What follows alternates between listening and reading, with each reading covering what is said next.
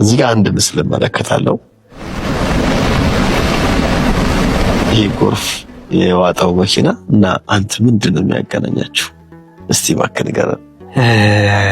እንግዲህ መድኃኔዓለምን ለማመስገን የሚጠቅም ከሆነ ላንሳው እንጂ ብዙ አንስቼው አላውቅም። የዛሬ 9 ዓመት ይመስለኛል አሳሳ ወደምትባል ከተማ ለአገልግሎት ሄደን ነበር።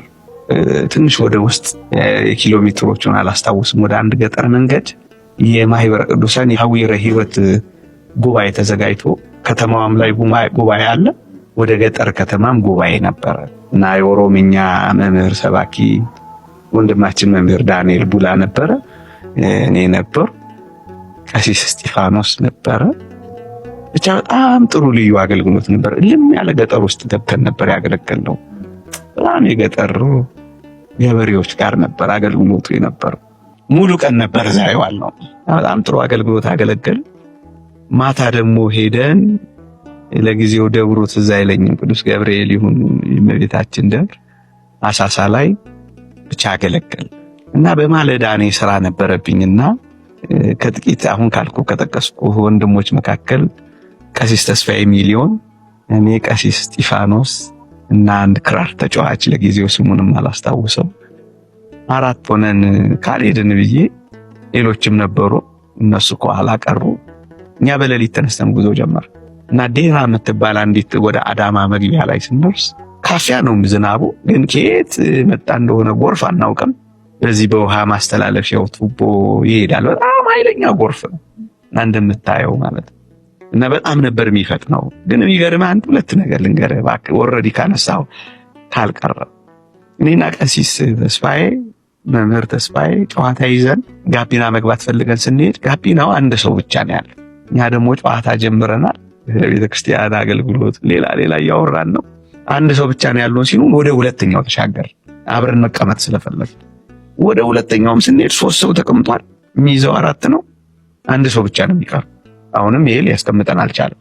ወይ እዚህና እዚህ ጫፍ ሆነን መቀመጥ ነው ያለብን፣ ጋቢና አንድ ሰው እዛ አንድ ሰው። ከዛ ከኋላ ዘማሪ እስጢፋኖስ እናንተ ደግሞ ወደ ኋላ ሆናችሁ አትቀመጡ ይለንና ወደ ኋላ ሄደን እንቀመጣለን።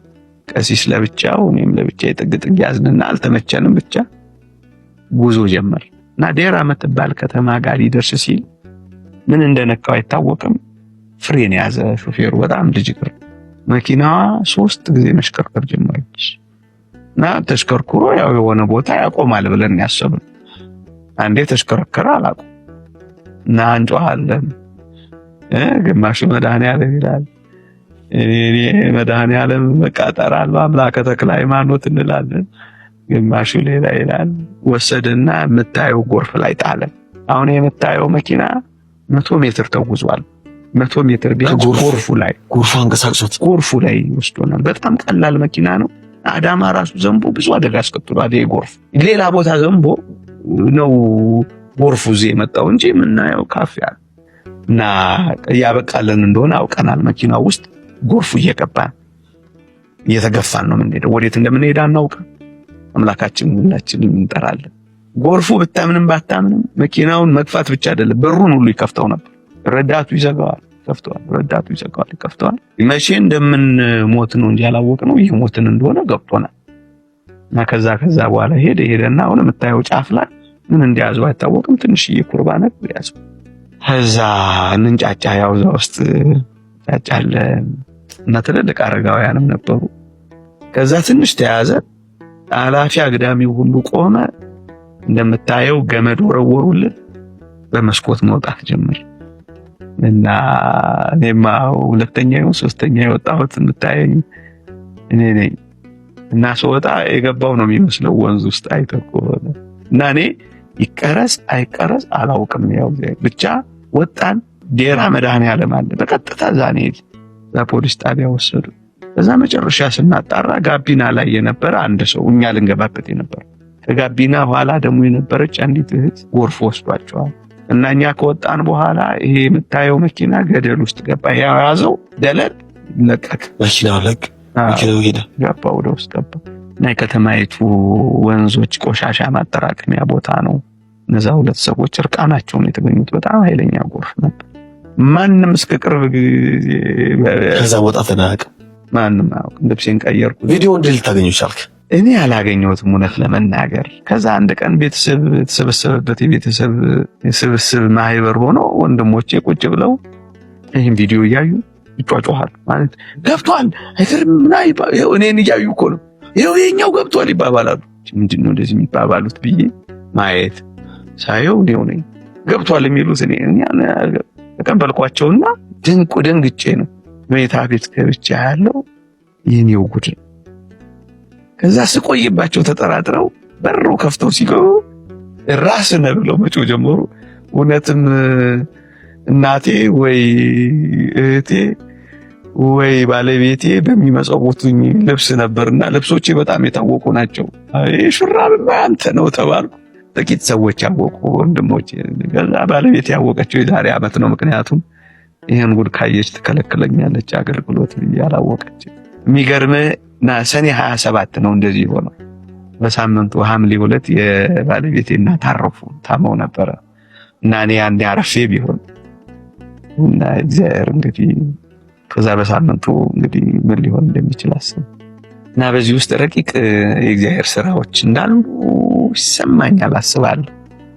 ከዛ በኋላ ግን አንድ ነገር ልንገርህና ማለት ካነሳው ካልቀረ ባይነሳ ነው ወድ ነበር። ግን እግዚአብሔርን ለማጥነቅ ለማመስገን ከሆነ እንጂ ለብዙ ሰዎች አልተናገርኩም። አንዲት ቅድም የነገርኩህ አንዲት እህት ሰንበት ትምህርት ቤት ጓደኛ ያልኩ ሰኔ 27 ማነው 27 እየደወለች አንተ እድሜ ተጨመረልህ ልጅ ትለኛለች። በጠዋት ሄድክ ቤተክርስቲያን ትለኛለች። እህቴም እንደምታስታውሰኛለች አልፎ አልፎና እውነት ነው እድሜ ተጨመረልን። ሞት አይተን ይወጣል ካሁን ገባን እያልን የተረፍን ሰዎች ነንና እግዚአብሔርን እዚህ አመሰግናለሁ።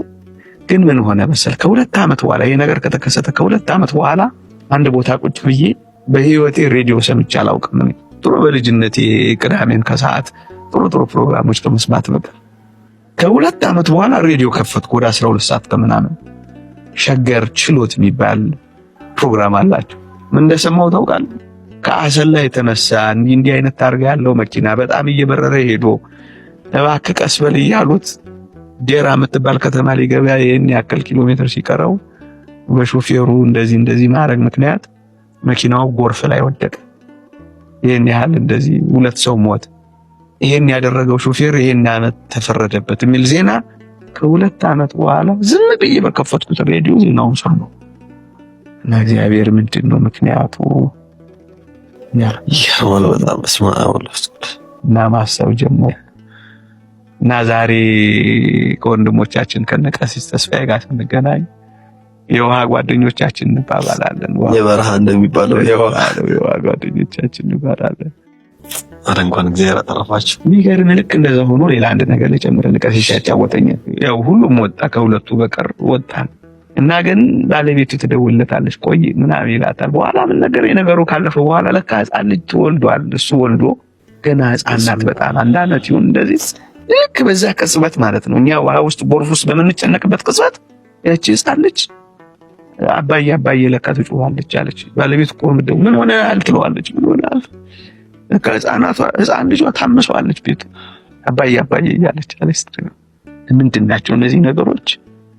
እንግዲህ አላውቅም። ግን እግዚአብሔር ቸር ነው፣ ማዳንም መውሰድን የሚችል አምላክ ነው እና እድሜ የተሰጠን ለበጎ ስራ ካደረገልን በጎ ስራ በሰራ ደስ ይለኛል።